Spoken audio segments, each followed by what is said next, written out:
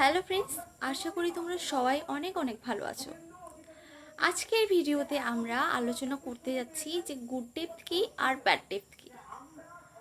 Good depth আর bad ডেপথের মধ্যে পার্থক্যটা কি? তাহলে চলো শুরু করি। গুড ডেপথ হলো সেই ডেপথ বা ঋণটা যেটা একজন ব্যক্তি নেয় এবং সেটাকে এমন জায়গায় ইনভেস্ট করে যেখান থেকে ফিউচারে যতটা ইনভেস্ট করবে তার থেকে বেশি টাকা আর্ন করার স্কোপ থাকবে, সেটাকে বলে গুড ডেপথ। আর ব্যাড ডেপথ হলো সেই ডেপথ বা ঋণ যেই ঋণটা নেওয়ার ফলে কোনো একজন পার্সন এমন জায়গায় খরচ করবে বা স্পেন্ড করবে যেখান থেকে ফিউচারে টাকা আসার কোনো স্কোপ থাকবে না, শুধুমাত্র স্পেন্ড করবে বা খরচ করবে যেখান থেকে টাকা আসার কোনো সম্ভাবনা নেই। এই ধরনের ডেপথ বা ঋণকে বলে ব্যাড ডেপথ। যেমন গুড ডেপথের এক্সাম্পল কি, যদি বাড়ির হেড এমন একটা ঋণ নেয় যেটা ঋণ নেওয়ার ফলে যেই ঋণটা নেওয়ার ফলে এমন জায়গায় যেই ঋণটা নেয় এবং নেওয়ার ফলে এমন জায়গায় ইনভেস্ট করলো যেটা ইনভেস্ট করার ফলে ফিউচারে যেখান থেকে টাকা আসবে এবং ফিউচারের জেনারেশনের জন্য হেল্পফুল হবে, কমফোর্টেবল হবে, সেটা হলো গুড ডেপথের এক্সাম্পল। আর ব্যাড ডেপথের এক্সাম্পল কি, যদি এমন পার্সন যেই ঋণ নেওয়ার ফলে এমন এমন জায়গা খরচা করে, যেমন হচ্ছে খেয়ে দিয়েই টাকা উড়িয়ে দিল বা ঘুরে বা ড্রেস কিনে, এরকম জায়গায় যদি স্পেন্ড করে তা যেখান থেকে আর টাকা আসার কোনো চান্স নেই। এবার যাদের পিছনে খরচ করছে তাদের হয়তো বোঝারও ক্ষমতা নেই সেটা, তাহলে সেটাকে বলবে ব্যাড ডেপথ।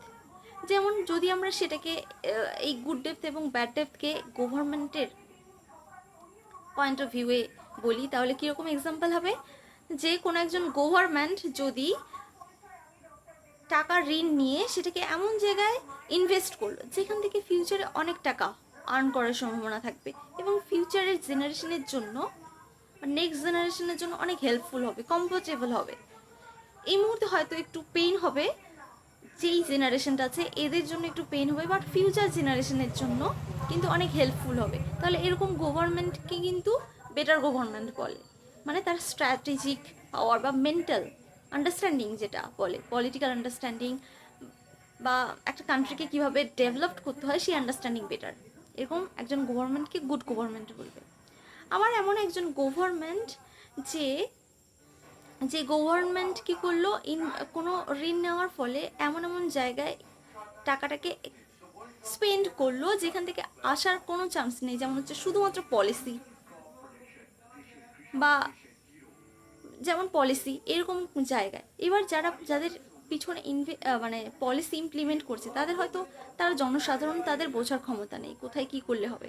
তাহলে এরকম যদি একজন গভর্নমেন্ট যে শুধুমাত্র পলিসি বা এই টাইপের জিনিসে টাকাটাকে খরচ করে বা ফিউচারে কোথায় ইনভেস্ট করলে যেখান থেকে ফিউচারের যেখান থেকে টাকা আর্ন হবে বা ফিউচার জেনারেশনের জন্য হেল্পফুল হবে, এরকম বোঝার ক্ষমতা থাকে না, সেই গভর্নমেন্টকে ব্যাড গভর্নমেন্ট বলবে বা তার আন্ডারস্ট্যান্ডিং লেভেল জিরো, সে তো শুধুমাত্র সিটে বসে থাকার জন্য কাজ করছে।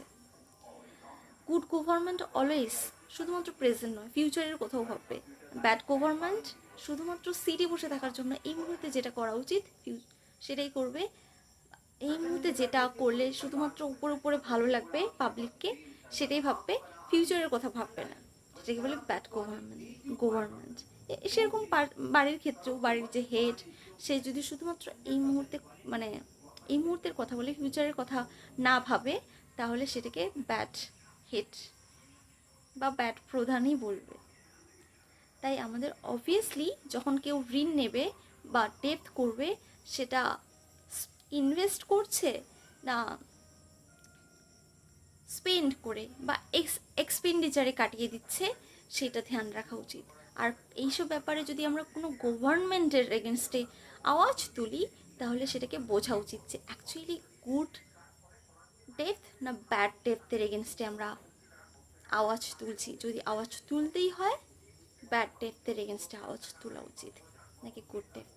Thank you so much.